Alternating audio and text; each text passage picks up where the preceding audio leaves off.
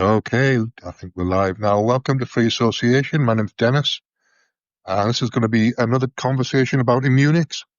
I'm not doing a session necessarily, but I do want to talk about a session that I did last night. It was last night, I think, wasn't it? Or the night before. Last night was a Alice's night. It must have been Sunday. So I did a session to remove resistance because I've been resistant to injecting tinzaparin, which is a blood thinner that I need to be injecting into myself sometimes while I'm waiting for the warfarin to kick in. And I've been resisting it. I've been avoiding doing the injections. So I took the resistance out. It wasn't very much resistance. It was a little bit, but it's having an effect. So it had to go. And as a result of taking that resistance out, I'm no longer in pain from spasms from the stents that I've got between my kidneys and my bladder. So last week I had an operation to replace the stents, and I was in hospital for 4 days for that. And after the operation, after the operation, because they're new stents and they've just been put in, they need to settle in a little bit, and they weren't settling in very well. So when I need to pee, it tightens all the muscles up, which does something to the bladder, which reverses the flow, which means that the stents cause a spasm. So I've been in this kind of painful spasm every now and again when I needed to pee and other stuff. When I was walking from the bedroom to the kitchen, essentially I would go into spasm. So anytime I was standing up or moving around, there'd be sometimes a little bit of pain, sometimes a lot of pain. Sometimes I just need to go to the toilet and sit there for a minute or two, let it calm down. And it produced a lot of flatulence as well, so I was farting a lot.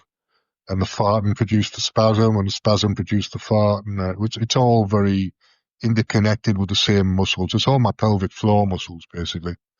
So removing the resistance, what I'm saying, removing the resistance to the tinzaparin has removed the resistance to the stents as well. Because I wasn't specific about it, I just said remove resistance.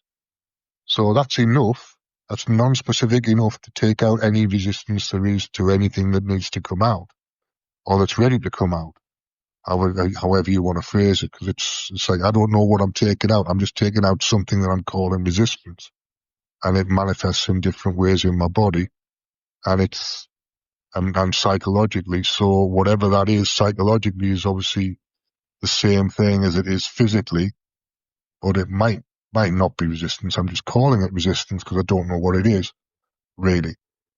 So what I'm saying is I've now got a way to help people with muscle pain and spasm pain from stents, which is a very specific thing, which will help urology patients. But it's very specific and very targeted. So hopefully I'll be able to market that a little bit specifically and help people with it, maybe earn a tenner here and there as well in donations.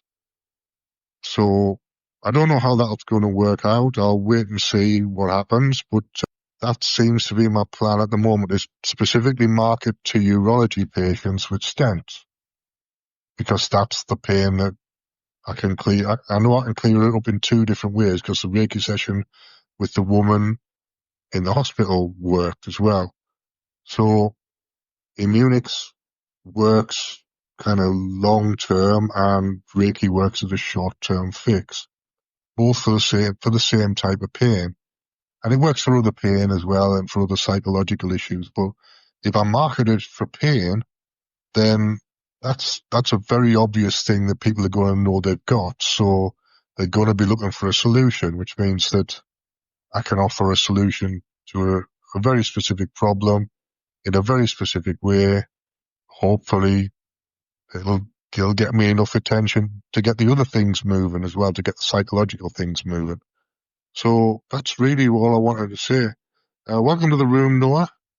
I think Brit's gone, or Noah's gone as well now, but it also looks like Podbean have given me a credit for a year's account. I don't know for sure that's what's happened, but it looks like I don't owe them anything anymore, and my Podbean account's working. So somebody's given me a credit from something.